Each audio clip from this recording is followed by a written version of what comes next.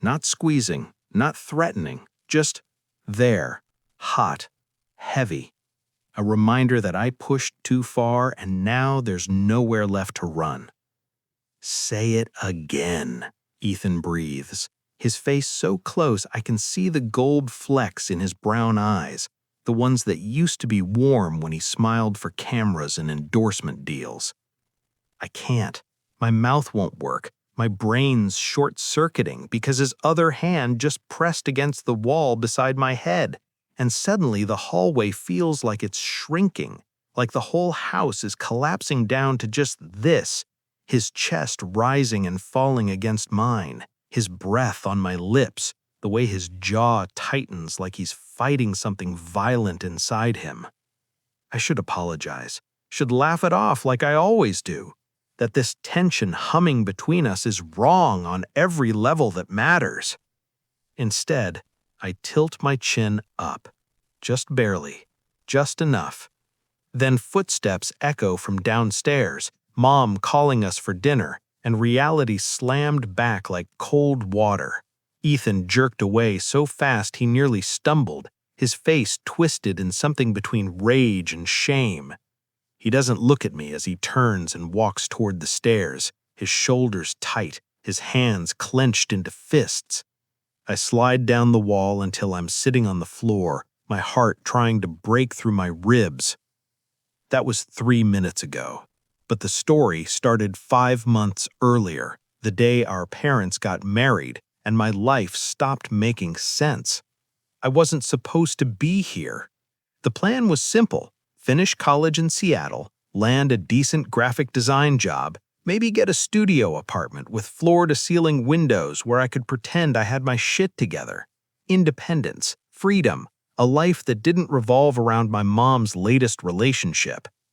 Then she called crying because she'd fallen in love with Ethan Hale, a divorced architect with kind eyes and a house in the suburbs that looked like it belonged in a magazine.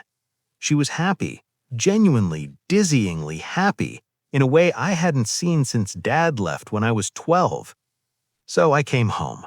I told myself it was temporary, just long enough to help her settle in, to make sure this Richard guy wasn't hiding some Jekyll and Hyde routine, just until I saved enough to get back on my feet. I told myself a lot of things that summer. None of them included Ethan.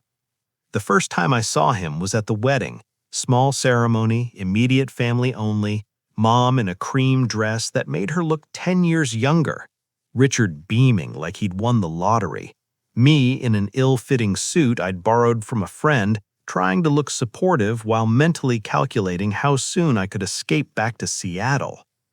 Then Richard's son walked in, tall, broad-shouldered, moving with the careful control of someone who used to own every room he entered, and still wasn't used to the loss. Dark hair, sharp jawline, eyes that scanned the venue like he was cataloging exits. He wore a black suit that fit perfectly, probably custom-made back when he had sponsorship money, and he looked like he'd rather be anywhere else. "That's Ethan," Mom whispered, leaning close. "Richard's son. He used to play professional baseball, had a promising career until—" "Shoulder injury," I finished, because even I'd heard about Ethan Hale. Local golden boy makes it to the majors, career ends before it really begins. The kind of story that made headlines for a week before everyone moved on. Everyone, except Ethan, apparently. He caught my staring, held my gaze for exactly 3 seconds, long enough for something uncomfortable to twist in my chest, then looked away like I wasn't worth the effort. Fantastic. We were going to be stepbrothers and he already hated me. The ceremony was short, the reception was shorter. Ethan disappeared halfway through, and when I asked Richard where he'd gone, the older man just smiled sadly and said, "He'll come around. He's just adjusting." To what? I wanted to ask. To having a new stepmom? To living back home after his dreams imploded? To being stuck in the same house as a stranger he'd have to call family? I didn't ask. Instead, I drank champagne I didn't want and made small talk with relatives I didn't know, and told myself this arrangement would be fine. We'd be civil, polite. Two adults sharing space without drama. God, I was naive. I moved into the Hale house 2 weeks later. It was beautiful in that sterile, perfect way that made me nervous to touch anything. Hardwood floors, vaulted ceilings, a kitchen with marble countertops and appliances that probably cost more than my entire college tuition. My room was on the second floor, decorated in neutral tones with a view of the backyard pool that sparkled like something from a resort brochure. Ethan's room was directly across the hall. I learned this when I was hauling boxes upstairs, and his door swung open. He stood there in gray sweatpants and no shirt, his hair messy, his expression flat. There was a scar on his left shoulder, surgical, still pink, that he didn't bother hiding. "You're the one making all that noise," he said, not a question. "Sorry, I'll try to be quieter." He looked me up and down, slow and deliberate, like he was assessing whether I was worth acknowledging. Whatever conclusion he reached, it wasn't flattering. "Try harder," he muttered, then closed the door in my face. I stood there for a full minute, a box of books in my arms, trying to figure out what I'd done to deserve that level of hostility. It would take me 3 more months to realize the answer. Nothing. I hadn't done anything. I just existed, and for Ethan Hale, that was enough. The first month was tense. We moved around each other like planets in careful orbit, close enough to share gravity but never touching. He'd leave a room when I entered. I'd time my showers to avoid running into him in the hallway. Dinners were the worst. 4 people at a table for 8, Mom and Richard making cheerful conversation, while Ethan ate in silence and I pretended to be fascinated by my phone. "Ethan's looking into coaching positions, aren't you, son?" Richard's tone aggressively optimistic. "Yeah." Ethan's fork paused halfway to his mouth. "There's a youth league in town. He used to volunteer there before." I said, "Yeah, Dad." The temperature dropped 10 degrees. Mom shot me a look that said, "Help," so I cleared my throat. "That sounds cool. I bet you'd be good at it." Ethan's eyes cut to me. "Ethan," Richard warned. "What? He doesn't." He stood up abruptly, his chair scraping against the floor. "I'm not hungry." He left. The 3 of us sat in uncomfortable silence until Mom changed the subject to her book club, and I wondered how long this arrangement could possibly last before someone snapped. Turns out, 4 more weeks. The thing about living with someone is that you start noticing patterns. Ethan worked out at 5 a.m. I know because the first time he woke me up with the sound of weights clanging in the garage, I considered smothering him with a pillow. But then I realized it was the only time he seemed not miserable, just focused, present. He drank black coffee and left the empty cups everywhere. Kitchen counter, living room table, once, incredibly, on top of the washing machine. He watched old baseball games late at night, volume low, sitting alone in the dark like he was punishing himself with memories. He never brought anyone home, never went out except to run errands, never smiled. And he watched me when he thought I wasn't looking. I'd catch him sometimes. In the kitchen when I was making breakfast, in the living room when I was working on my laptop, once in the backyard when I was floating in the pool trying to survive the July heat. His expression was always unreadable, always guarded, but there was something in it that made my skin prickle. Not hatred, something worse. Something that felt like a fuse burning down. The second month, I started testing him. Not consciously at first, just existing louder, taking up space. I'd leave my shoes by the front door where he'd trip over them, play music while I cooked, use the last of the coffee and forget to make more. Petty stuff, harmless. Except Ethan didn't react the way I expected. He didn't yell, didn't complain, just watched me with those dark, unreadable eyes. And something in his jaw would tighten, and I'd feel this sick thrill in my stomach like I'd won a game I didn't know we were playing. "You're doing it on purpose," Mom said one morning after Ethan had left for a run. She was loading the dishwasher, not looking at me. Doing what? Kai, she sighed. I know you're still adjusting, and I know this isn't easy, but could you maybe ease up on Ethan? He's going through a lot right now. Guilt twisted sharp. I'm not. Yes, you are. She finally looked at me, her expression soft but firm. You're smart and funny and charming, and you use those things to keep people at a distance when you're uncomfortable.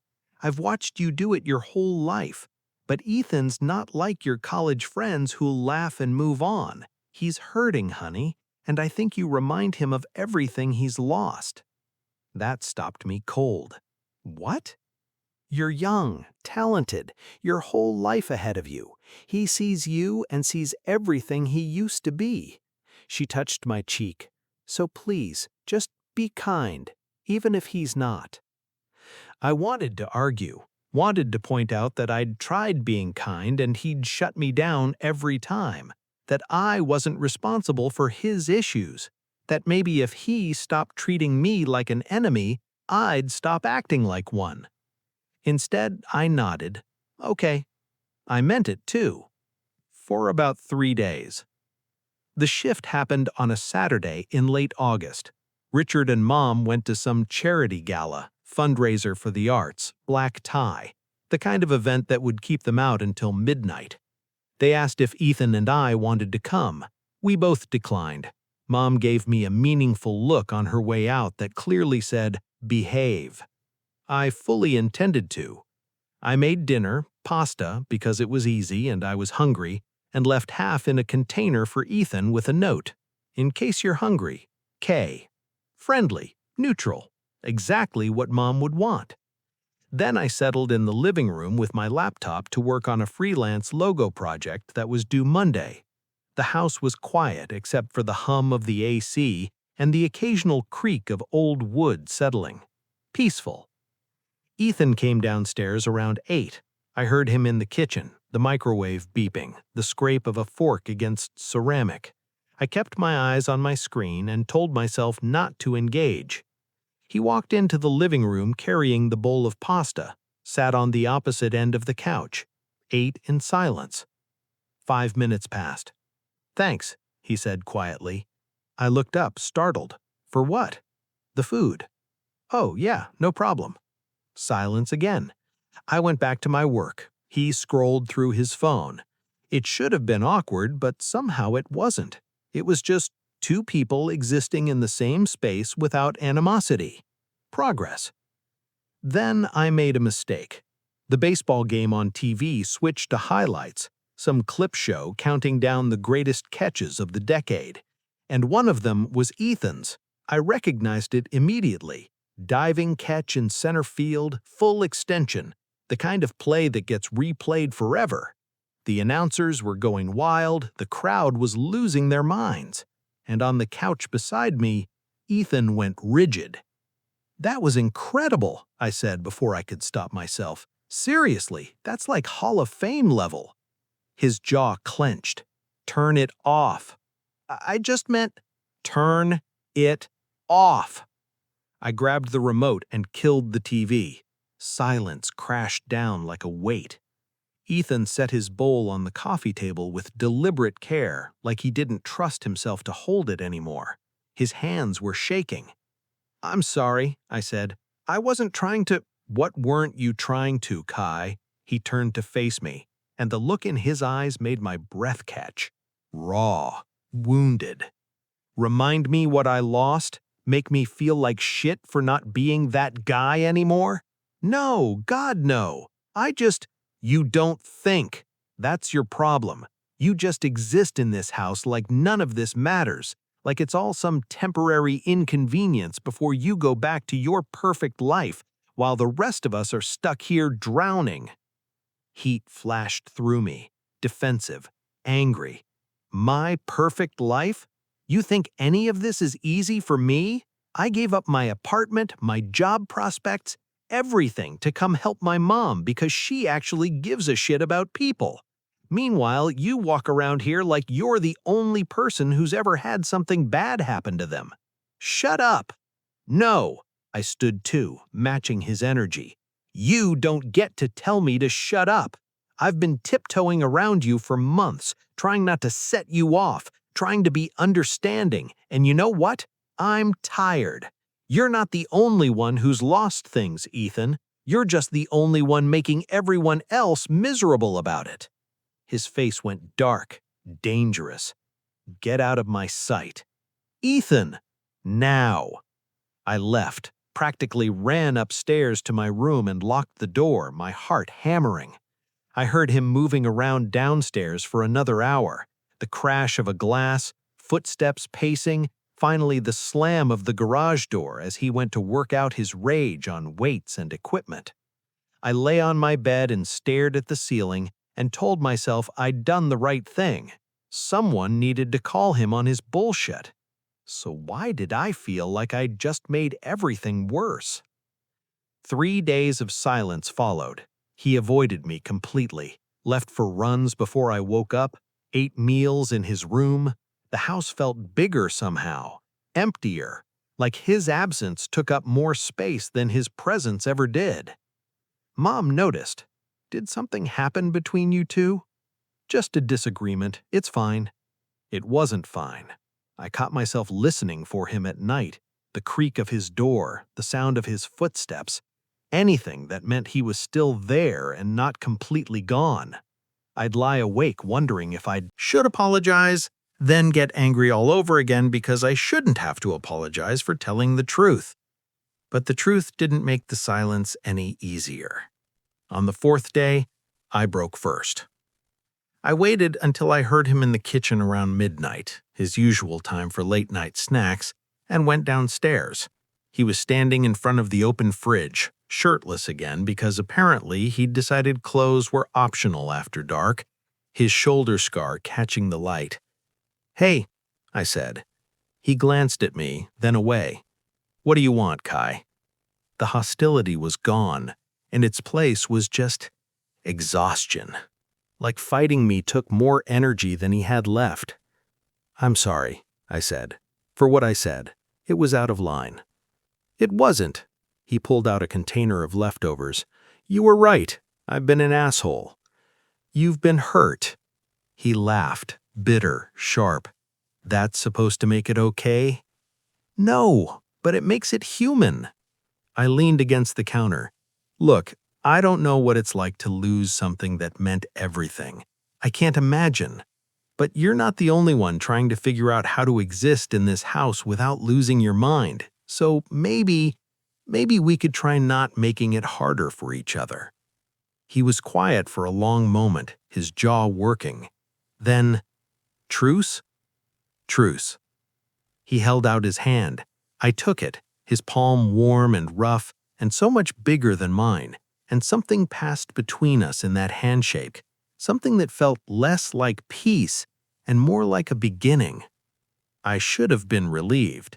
Instead, I was terrified, because when our hands touched, every nerve in my body lit up like I'd grabbed a live wire, and from the way Ethan's eyes darkened, I wasn't the only one who felt it. He pulled back first, cleared his throat. "You want some?" He gestured to the food. "Sure." We ate standing at the counter, passing a fork back and forth, not talking. It should have been weird. Instead, it felt like the first real moment we'd shared since I moved in. I didn't know it then, but that midnight kitchen conversation was the beginning of the end. Or maybe the beginning of everything, depending on how you looked at it. After the truce, things shifted. Not dramatically, not obviously, just softer around the edges. Ethan started staying in rooms when I entered instead of leaving. We'd watch TV together in the evenings, not talking, just existing in parallel. He'd make coffee in the morning and leave a cup for me without asking if I wanted one. I'd bring home takeout and automatically get enough for both of us. Small things, domestic things, things that made Mom smile and Richard relax, and made me hyper-aware of every moment Ethan and I occupied the same space, because the more comfortable we got, the more dangerous it became.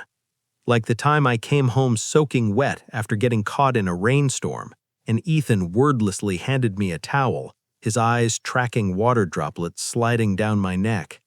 Or when I accidentally walked in on him getting out and froze in the doorway like an idiot, unable to look away from the water on his chest, the way his sweatpants hung low on his hips, the heat in his eyes when he realized I was staring. "You planning to stand there all night?" His voice was rough. I fled. Or the night I had a nightmare, rare but vicious, the kind that left me gasping and disoriented, and woke to find Ethan sitting on the edge of my bed, his hand hovering near my shoulder like he'd been about to wake me. "You okay?" he asked quietly. "Yeah, sorry, did I wake you?" I was already up. He stood, looking uncomfortable. "You were—" It sounded bad. "Just a dream." He nodded, started to leave, paused at the door. "Kai? Yeah? If you need—" He stopped, shook his head. "Never mind. Get some sleep." He left before I could ask what he'd been about to say. I lay awake until dawn, my heart refusing to slow down, knowing something was building between us and having no idea how to stop it, or if I even wanted to. The breaking point came in September. Richard had a work trip to Portland. Mom decided to go with him, make a long weekend, reconnect away from home stress. They left on Thursday afternoon with instructions to behave and not burn the house down. Ethan and I were alone for 4 days. The first night was fine. We ordered pizza, watched a movie, kept things light. I went to bed early, relieved that maybe this wouldn't be as weird as I'd feared. The second day, I worked on freelance projects while Ethan did whatever Ethan did. Errands, gym, brooding in the backyard. We passed each other in the kitchen a few times, exchanged maybe 10 words total. Normal. Safe. The third night, I fucked up. I'd been working all day and my shoulders were killing me.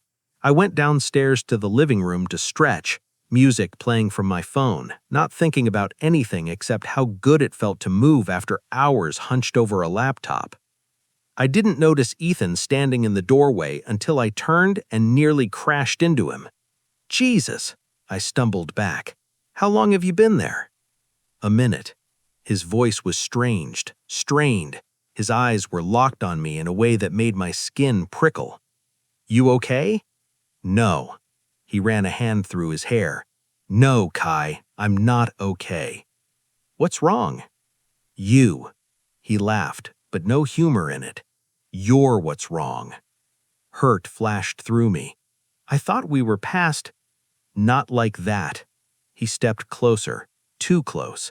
I could smell his cologne now, cedar and something darker. "I mean, you're driving me crazy. Living here, looking like that, being—" He gestured vaguely at all of me. "You." My breath caught. "Ethan," I whispered. Warning or invitation, I wasn't sure which one. "Tell me to stop." His thumb traced my cheekbone, feather light, testing. Every rational thought in my head screamed at me to step back, to laugh it off, to remind him we were stepbrothers, that this was wrong, that acting on whatever this was would destroy everything. I didn't move. "Tell me you don't want this, and I'll walk away. I'll never bring it up again. We'll go back to being strangers living in the same house, and I'll find a way to deal with it." My voice broke. "We can't." "That's not what I asked." His other hand settled on my hip, possessive, grounding, and suddenly the room felt too small, too hot, like all the oxygen had been sucked out and replaced with pure want. "Do you want me to stop?" he asked again, his voice rough gravel. I should have said yes, should have reminded him of every reason this was impossible, should have been the rational one. Instead, I grabbed the front of his shirt and pulled him down. The kiss was nothing like I had imagined. Not soft, not gentle, not careful. It was desperate and angry and hungry, like we'd both been starving for months, and finally someone put food in front of us. His hands were in my hair, on my back, pulling me closer like he could crawl inside my skin if he tried hard enough. I kissed him back just as fiercely, biting his bottom lip when he tried to slow down, earning a groan that vibrated through my whole body. We stumbled backward until I hit the wall, the same wall where this story started, though neither of us knew it yet. His hands were everywhere, learning me, claiming me, and I arched into his touch like I'd been waiting my whole life for exactly this. "Kai," he breathed against my mouth. Reality crashed back. I shoved him away, my chest heaving. "Stop! Stop! We can't do this!" He looked wrecked, destroyed. His lips were swollen, his eyes wild. "Why not?" "It's wrong, Ethan. You know it's wrong." "I don't care." "Well, I do." The words came out sharper than I meant. "I care that our parents just got married. I care that if anyone found out, it would destroy them. I care that you're only interested in me because I'm convenient and forbidden and—" "Convenient?" He laughed, harsh and broken. "You think this is convenient? I haven't slept in 3 months because you're right across the hall. I can't breathe in this house without thinking about you. I go to the gym at 5 a.m. because it's the only time I can stop obsessing over every sound you make, every word you say, the way you look at me like I'm completely broken." He was breathing hard, his hands clenched into fists. "So no, Kai, this isn't convenient. This is hell." My throat tightened. "Ethan?" He backed away, putting distance between us. "Forget it. You're right. This was stupid. I'll stay out of your way." He left before I could respond. I heard his bedroom door close with deliberate care, not a slam, which somehow made it worse, and I slid down the wall until I was sitting on the floor, my fingers pressed to my lips, tasting him and hating myself for wanting more. That was the first time. It wouldn't be the last. The 4th day, we avoided each other completely. I stayed in my room, he stayed in his. When I had to leave for food or water, I'd check the hallway first to make sure it was clear. Juvenile, pathetic, but necessary because I didn't trust myself not to do something catastrophically stupid if I saw him again. Mom and Richard came home Sunday evening, cheerful and relaxed and completely oblivious to the nuclear fallout that had occurred in their absence. "How was your weekend?" Mom asked, kissing my cheek. "Fine, quiet." "And you boys got along?" "Sure." Ethan, who'd appeared for the welcome home dinner Mom insisted on, made a non-committal noise that could have meant anything. Richard smiled. "See, I knew things would smooth out eventually." If only he knew. October arrived with cooler weather and a routine that felt increasingly unstable. We were polite, distant, 2 actors performing normalcy for an audience of 2 parents who desperately wanted us to get along. And we were getting along, technically.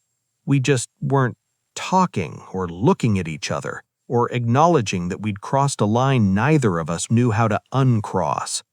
I told myself it was better this way, safer, that eventually the memory of his hands on me would fade, and I'd stop waking up hard and frustrated and furious at my own body for wanting something so fundamentally wrong. I was lying to myself. Ethan was lying too. I could see it in the way his jaw tightened every time I walked into a room, the way his eyes would track me before he'd catch himself and look away, the tension in his shoulders when we passed in the hallway, careful not to touch, both of us hyper-aware of the 6 inches of space between our bodies. It was torture. And then, like an idiot, I made it worse. It was a Friday night. Mom and Richard had gone out to dinner with friends. I'd spent the day working on a logo redesign that was due Monday, and my brain felt like mush. I needed to move, to do something physical before I lost my mind. I found Ethan in the home gym, converted garage, weights and machines, and a punching bag he used when things got too heavy inside his head. He was on the bench press, no spotter, his face twisted with effort as he pushed the bar up. "You're going to hurt yourself," I said from the doorway. He finished the rep and sat up, breathing hard. "What do you want?" "Nothing, just you should have a spotter for that weight." "I'm fine." "You're being reckless." His eyes flashed. "Like you care." "Of course I care, just because we're not—" I stopped. "Look, I don't want you getting hurt, okay? Is that allowed? Or caring about you off limits now?" "Don't do that." "Do what?" "Act like you're the victim here." He stood, grabbing a towel. "You're the one who said this was wrong, who pushed me away. So don't come in here pretending you give a shit about my well-being when you've spent the last month treating me like I'm invisible. That's not fair. Life's not fair, Kai. Haven't you figured that out yet?" Anger spiked through me. "You know what? You're right. I should stop caring. Should just let you work yourself to death in here because at least then I wouldn't have to deal with your martyr complex." "My martyr complex? That's rich coming from you." "What's that supposed to mean?" "You walk around here playing the good son, the understanding stepbrother, but you're just as fucked up as I am. You're just better at hiding it." The words hung between us like a grenade with the pin pulled. His chest was heaving. Mine was too. We stared at each other across 10 feet of gym equipment and emotional wreckage, both of us vibrating with things we couldn't say. Then I made a choice. A stupid, reckless, inevitable choice. "Is the offer still open?" I asked quietly. His eyes widened. "Kai? Because if it is, if you still want—" My voice cracked. "I can't stop thinking about you. I've tried. God, I've tried so hard, but every time I close my eyes, I feel your hands, and I need—" I didn't finish. He crossed the space between us in 3 strides and kissed me like he was drowning. This time I didn't push him away. His hands found my waist, lifting me onto the weight bench like I weighed nothing.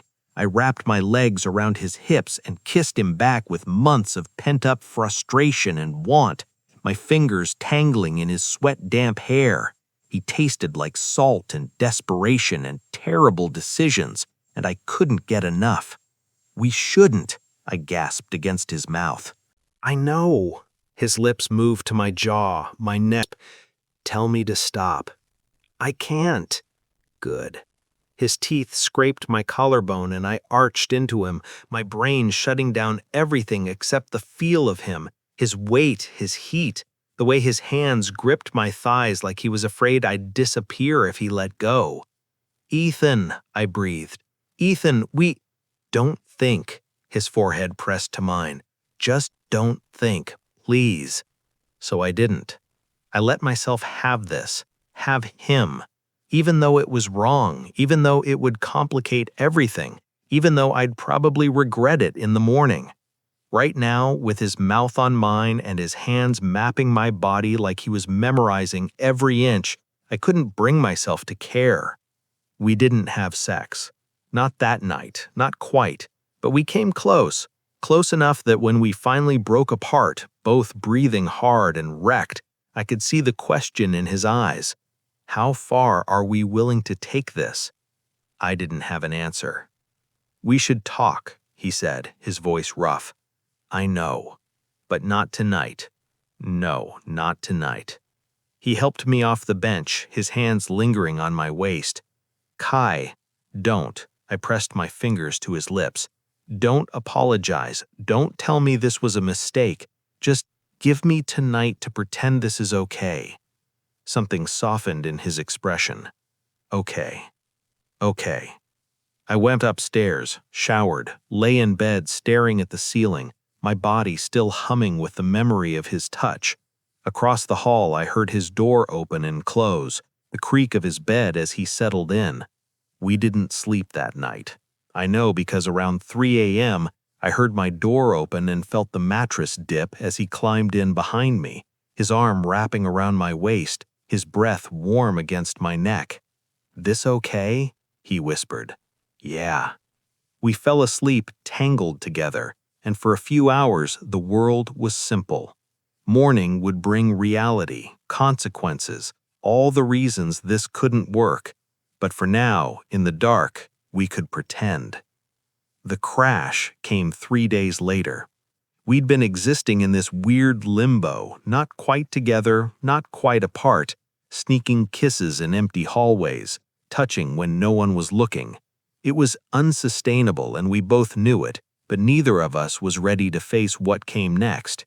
Then Mom caught us. Not doing anything explicit, just existing in the same space in a way siblings don't.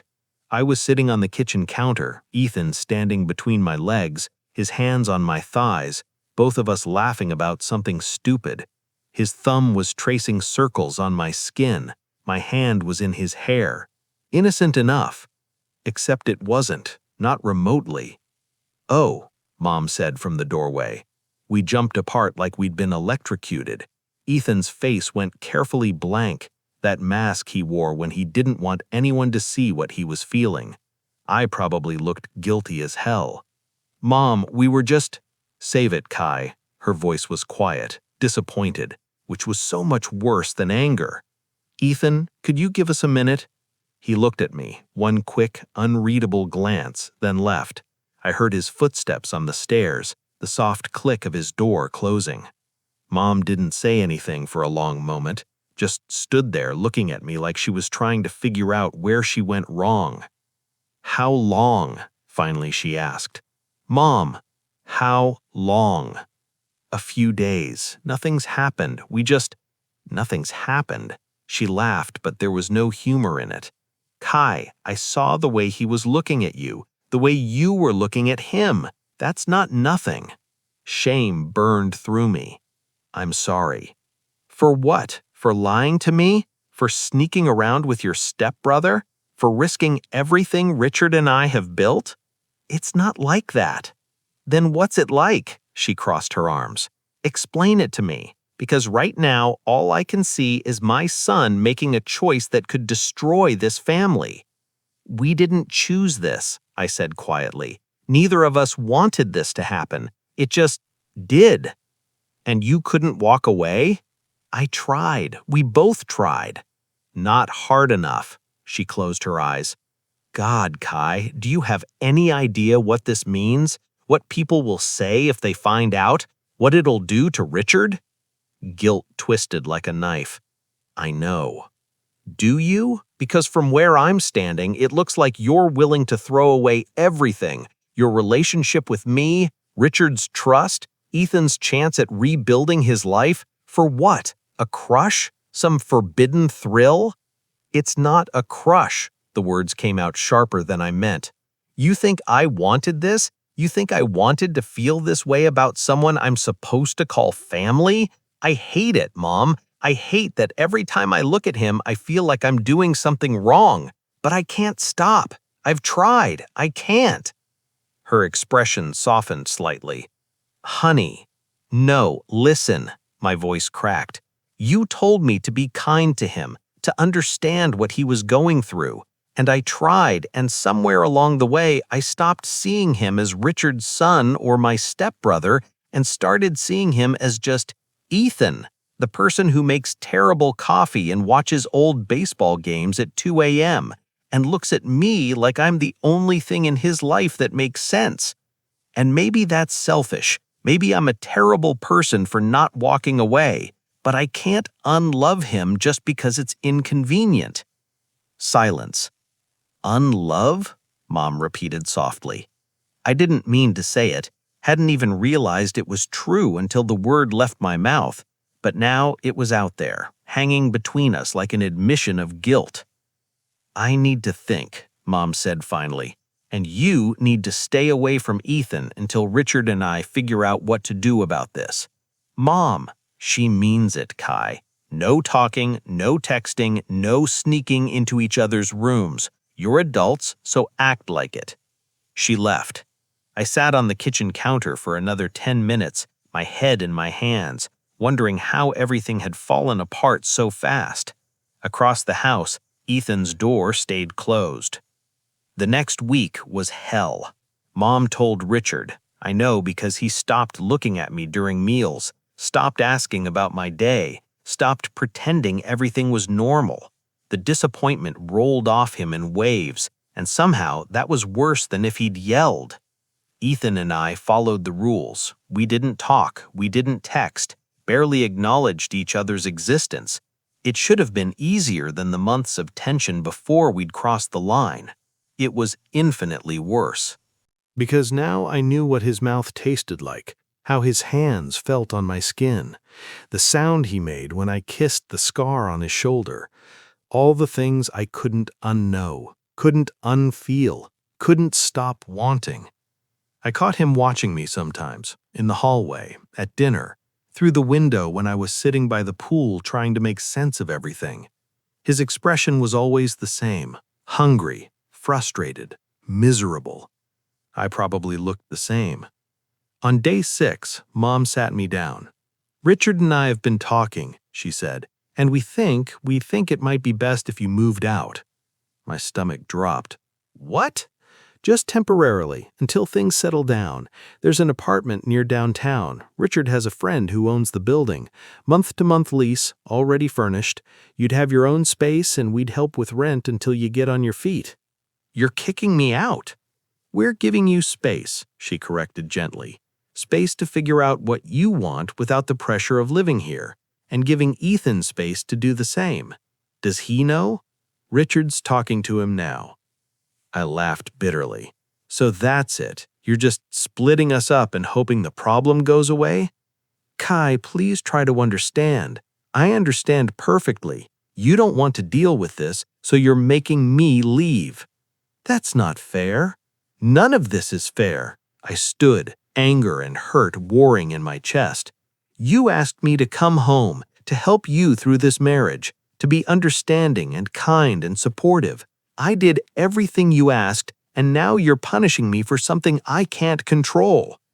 I'm trying to protect you. From what? From being happy? From making a mistake you'll regret for the rest of your life. Her eyes were wet. I love you, honey, so much, and I can't watch you destroy yourself over something that can never work. What if you're wrong? What if this is the thing that makes sense in all the chaos? She just looked at me, sad and tired and resolute. I moved out 3 days later. The apartment was nice in that generic, soulless way.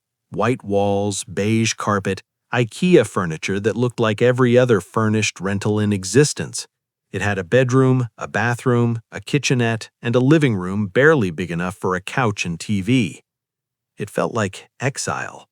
I threw myself into work, taking on every freelance project I could find, filling my days with design work and client calls and anything that kept me from thinking about the house I'd left behind, the boy I'd left behind.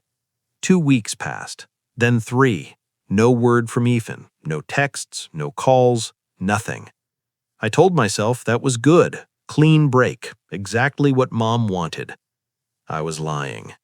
Every night, I'd lie awake wondering if he thought about me, if he missed me, if he hated me for leaving, if the space between us was making things easier or just highlighting everything we'd lost. On week 4, my phone rang at 2 a.m. Ethan. I answered before my brain could catch up. Hello? I hate this. His voice was rough, broken. I hate not seeing you, not talking to you. I hate that they split us up like we're kids who can't control ourselves. I hate that I can't just walk across the hall and… He stopped, breathed. I'm sorry, I shouldn't have called. I just needed to hear your voice. My chest ached. Ethan, are you okay? In the apartment, I mean? Do you need anything? I'm fine. Liar.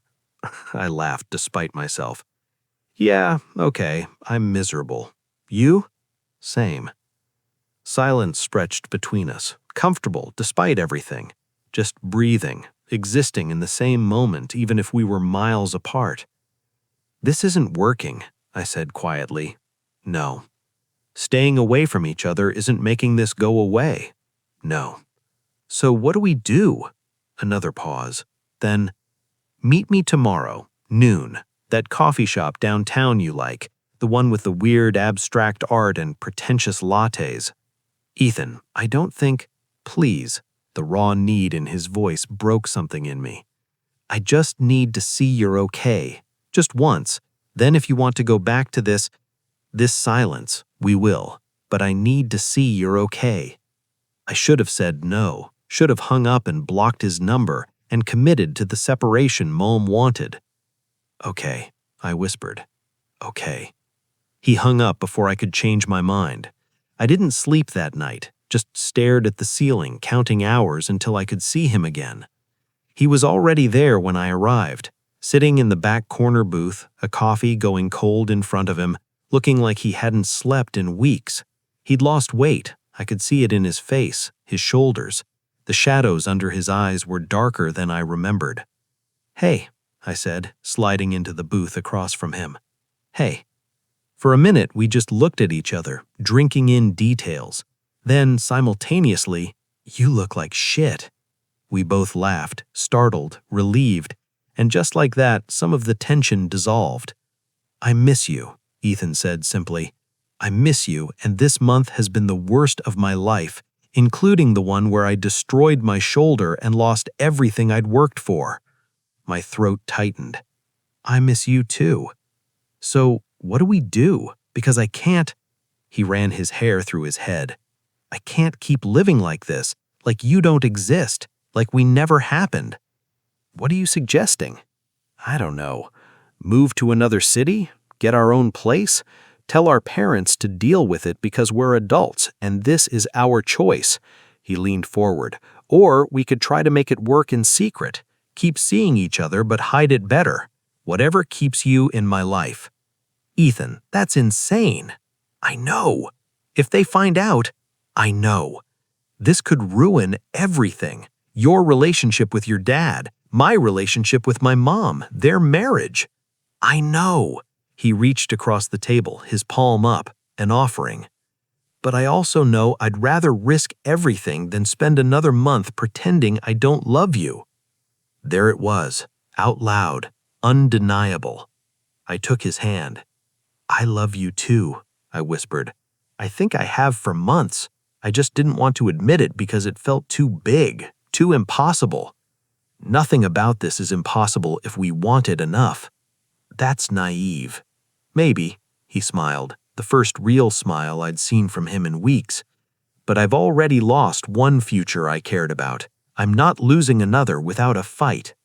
We sat there holding hands across the table, two idiots making terrible decisions, and I felt something like hope bloom in my chest. This was going to be complicated, messy, potentially catastrophic, but for the first time since I'd left that house, I felt like I could breathe. We started seeing each other in secret, carefully, deliberately, always in places where we wouldn't run into family or family friends. His car parked 3 blocks from my apartment so neighbors wouldn't recognize it. Texts deleted after every conversation. Living like we were having an affair, which I guess we were, just not the traditional kind. It was exhausting. It was also the happiest I'd been in months. Because when we were alone, really alone, no parents, no judgment, no stepbrother label hanging over us, everything made sense. We'd talk for hours about nothing and everything. He'd tell me about the baseball dreams that still haunted him, the phantom pain in his shoulder, his fear that he'd never be more than a cautionary tale. I'd tell him about growing up watching my mom sacrifice everything for me, my terror of disappointing her, my struggle to figure out who I was separate from who everyone expected me to be. And we'd touch. God, we'd touch. Every chance we got, making up for lost time. Tell me about your first game, I said one night, lying on my couch with my head in his lap, his fingers running through my hair. Which one? The one that made you fall in love with baseball. He was quiet for a moment. I was 8. Dad took me to see the Mariners play. We had terrible seats, way up in the nosebleeds where you could barely see the field. But there was this moment, Bottom of the ninth, bases loaded, and the batter hit this impossible home run. The whole stadium erupted, strangers hugging strangers, pure joy. And I remember thinking, I want to make people feel like this. He paused. Stupid, right? Not stupid, beautiful. Yeah, well, didn't exactly work out. I sat up to face him. You know what I think? I think you did make people feel that way. Every time you made an impossible catch or saved a game, you gave them that moment of pure joy. The fact that it ended doesn't erase what you did. Something shifted in his expression. How do you do that? Do what? Make me believe I'm not completely broken. Because you're not. You're just rebuilding. He kissed me then, soft and sweet and full of things neither of us could say out loud. When we broke apart, his forehead rested against mine. I love you, he whispered. I love you too. No matter what happens, even if this all falls apart, I need you to know that. You saved me, Kai. I was drowning before you came back, and you gave me a reason to surface. You saved yourself. I just happened to be there. No, he cupped my face. It was you. It's always been you. We made love that night for the first time, slow and careful and achingly tender. He mapped every inch of my body like he was memorizing scripture, and I gave myself to him completely, every fear, every hope, every piece of my heart I'd been guarding. Afterward, lying tangled together in my too small bed, I felt simultaneously invincible and terrified. Because I knew this couldn't last, secrets always came out eventually. The universe had a way of punishing people who tried to cheat the rules. I just didn't know how soon that punishment would come. 6 weeks into our secret relationship, Richard called. Kai, it's Richard. Can you come by the house? There's something we need to discuss. My stomach dropped. Is everything okay? Just come by, please. I texted Ethan. Your dad just called. Wants me to come to the house. Did he say anything to you? 3 dots appeared, disappeared, appeared again. Finally, no, but I've got a bad feeling about this. Should I not go? He'll just track you down, might as well face it. You're really comforting, you know that? Sorry, I love you. Whatever happens, we'll figure it out. I love you too.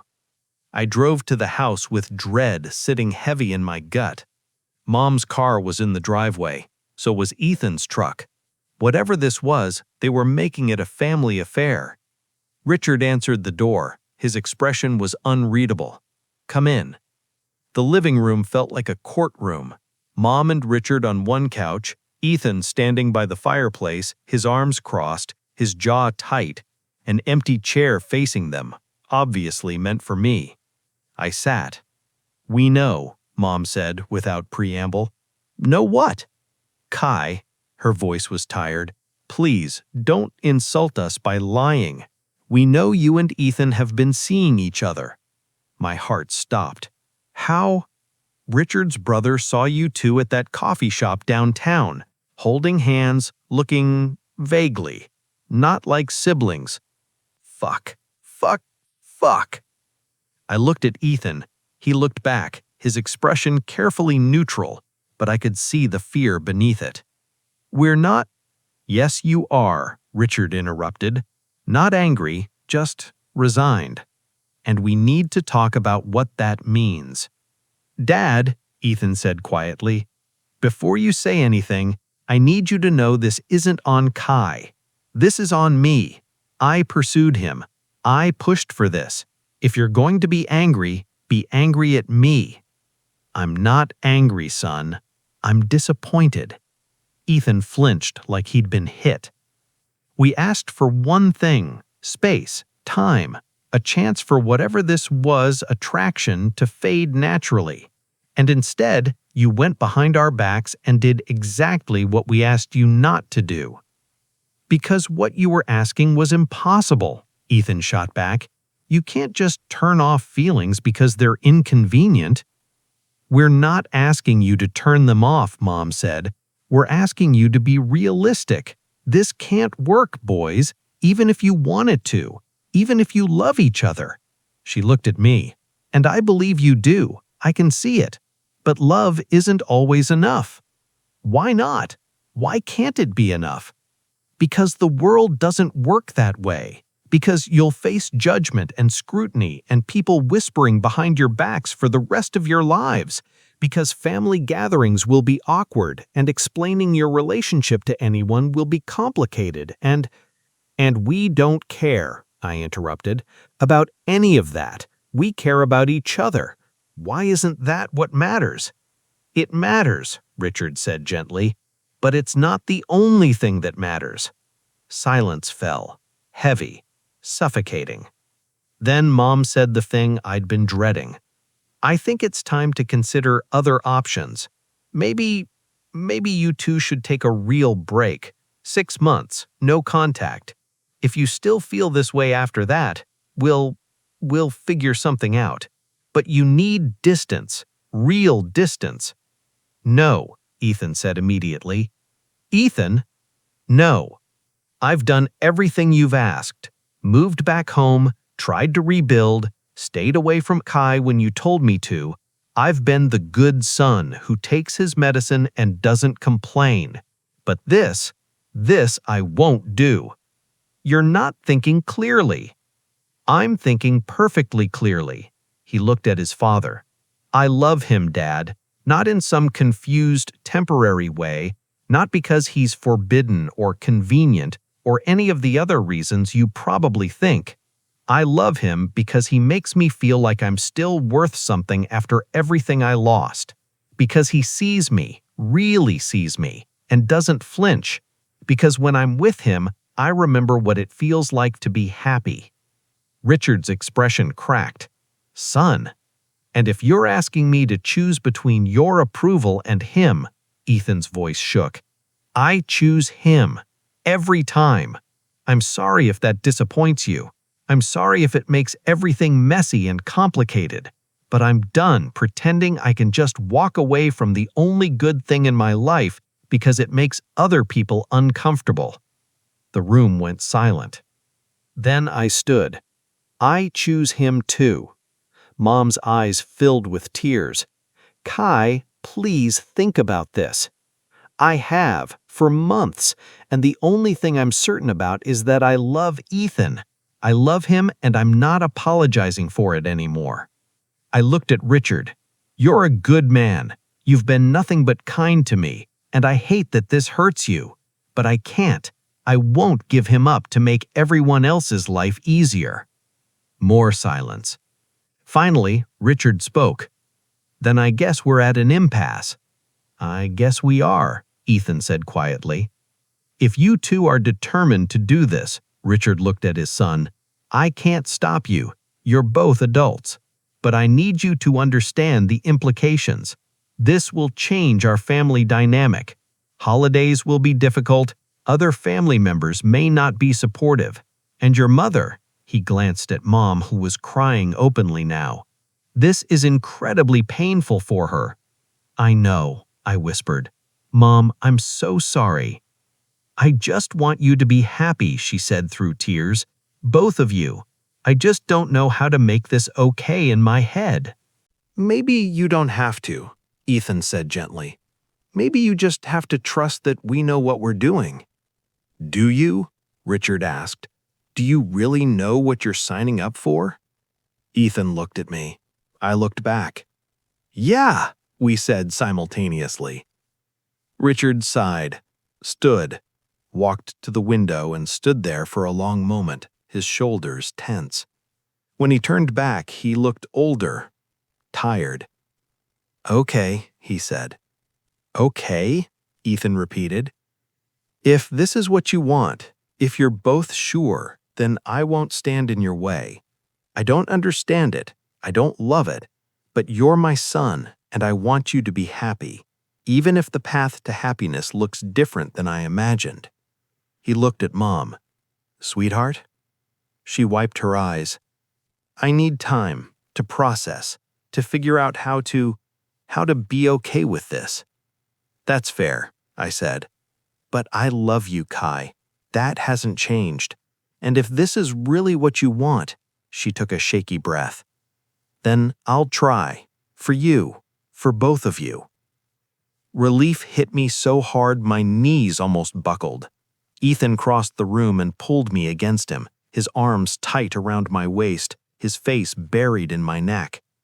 Thank you, he whispered to his father, to my mother, to the universe. We stood there in that living room, two men who loved each other and the parents trying to accept something they never imagined, and I felt like we'd just survived a battle. The war wasn't over. There would be more fights, more judgment, more complications. But for now, we'd won the only battle that mattered.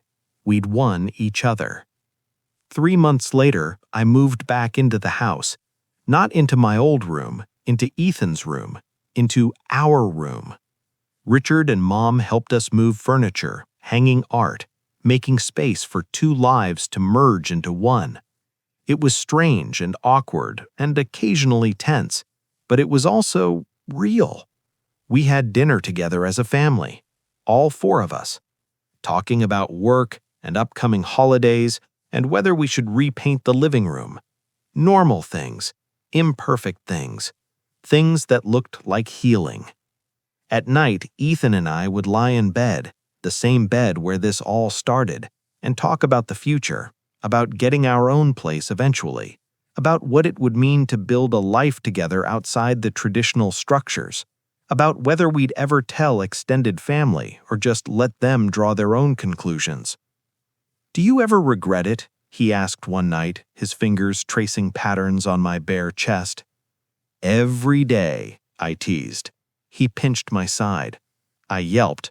I'm kidding. No, I don't regret it. Not even a little. Even when your mom gives us those looks at dinner? She's getting better. She looked at me like I'd kidnapped you last Tuesday.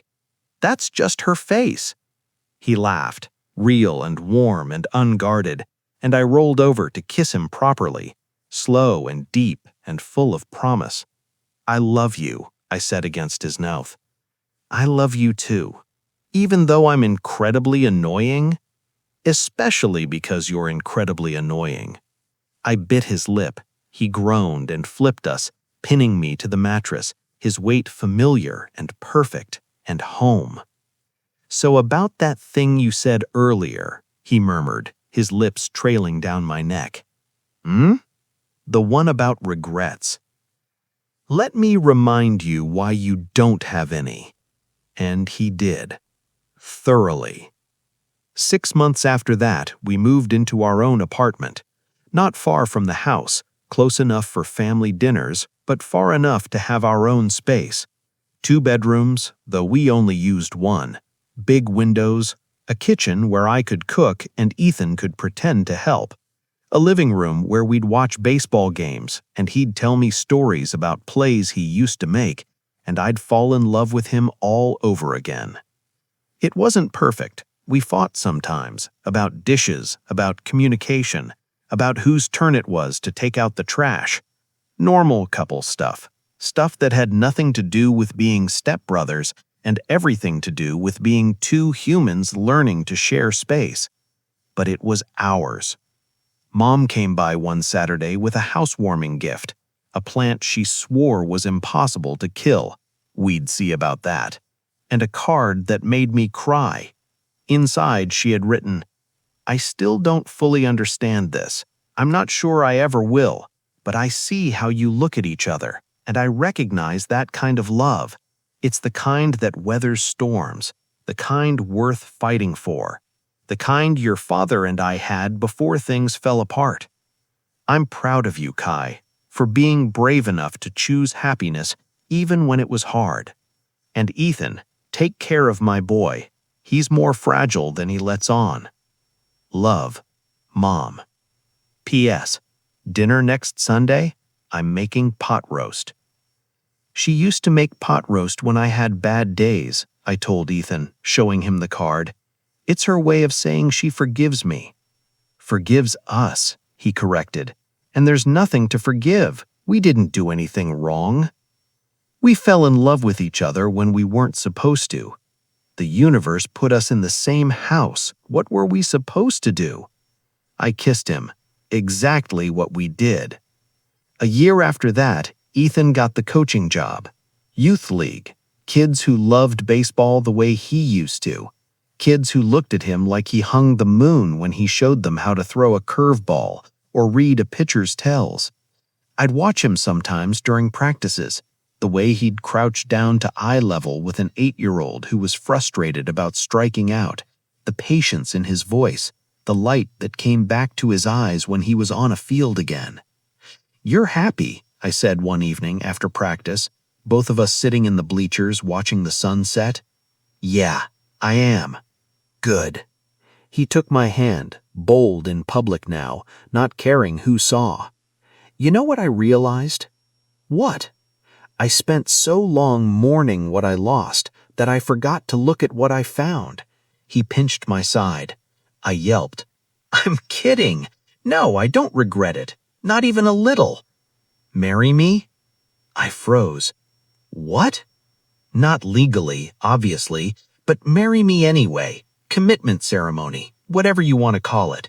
I want to stand in front of the people we love and promise you forever."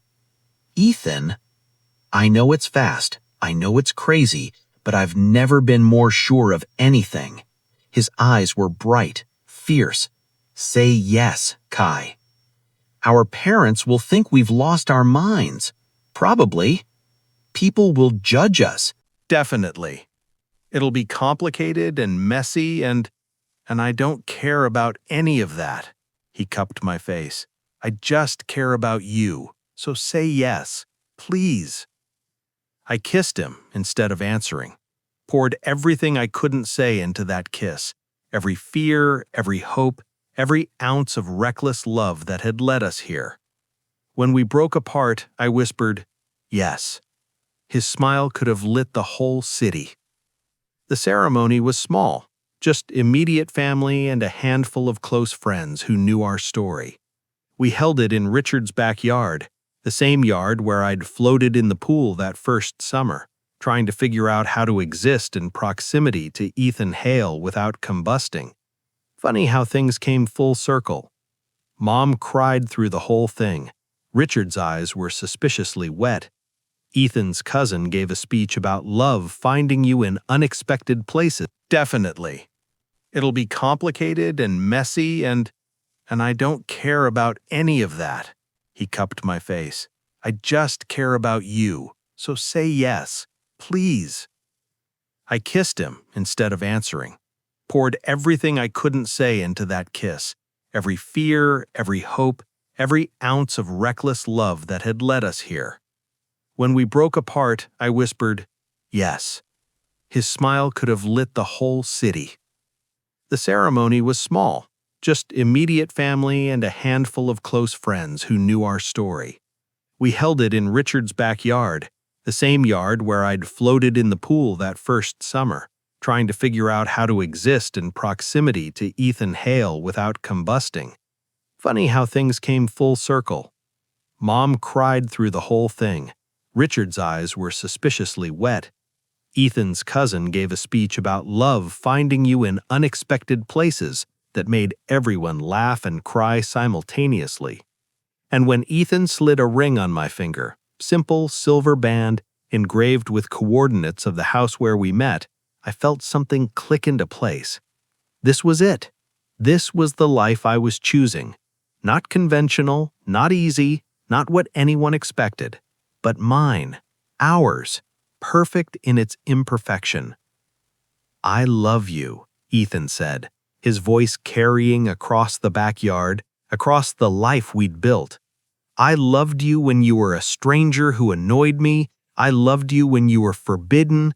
I loved you when we were hiding. And I'll love you when we're old and gray and still probably bickering about who forgot to make coffee." Everyone laughed. "You're my person, Kai Rivers, my home, my second chance at everything I thought I'd lost, and I promise to spend the rest of my life proving I deserve you." I couldn't speak. Couldn't do anything except stand there with tears streaming down my face while this beautiful, broken, perfectly imperfect man promised me forever. "Your turn," he whispered. I took a shaky breath. "I'm not good at speeches." "That's okay. Just tell me the truth." So I did. "The truth is, I was terrified of you, of what you made me feel, of how completely you unraveled every plan I had for my life. The truth is, I fought us, because loving you meant accepting something I didn't think I was allowed to want." I squeezed his hands. "But you taught me that love isn't about permission, it's about choice. And I choose you, Ethan Hale, every day, every moment, in every universe. I choose you." He kissed me before I finished, deep and desperate and full of promises, and behind us our family cheered. Not perfect, not conventional, but real. And that was enough. 5 years later, we're still here, still in love, still fighting occasionally about stupid things, still choosing each other every single day. Mom and Richard are good. They host holidays and everyone pretends the beginning wasn't messy. Extended family knows, some support us, some don't, and we've learned to be okay with both. Ethan's coaching career is thriving. He's moved up to high school level, mentoring kids who might actually make it to the majors, living his baseball dreams through them and finding peace in it. I've got a small design firm now, employees, actual clients who pay on time. The whole adult thing I was trying to figure out when I first moved home. We bought a house last year, nothing huge, but it's ours. There's a photo on the mantle from our commitment ceremony, both of us smiling like idiots, hands intertwined, with Mom and Richard in the background looking proud and terrified and hopeful. That's us. Proud and terrified and hopeful, still figuring it out one day at a time. "You know what's funny?" Ethan says one night, lying in bed, my head on his chest, his heartbeat steady beneath my ear. "What?" "I used to think my life ended when I destroyed my shoulder, like that was it. Peak at 23 and everything after was just aftermath. And now? Now I realize that was just the beginning. The injury brought me home. Home brought me you, and you," his arms tighten around me, "you brought me back to life. You're so dramatic. You love it. I love you." "I know. I love you too, annoying stepbrother of mine." "Husband," I correct. "Annoying husband." "Right, husband." He grins. I feel it against my hair. "Still getting used to that. You've had 5 years. Some things take time." We lie there in comfortable silence, two men who chose the harder path and found happiness in it, not despite the complications, because of them. Tomorrow we'll go to brunch with our parents. Next week, Ethan has a big game to coach. Next month, I have a pitch to potential investors. But right now, in this moment, we're just us. Two people who fell in love when they weren't supposed to. Two people who refused to apologize for it. Two people who built something. The end.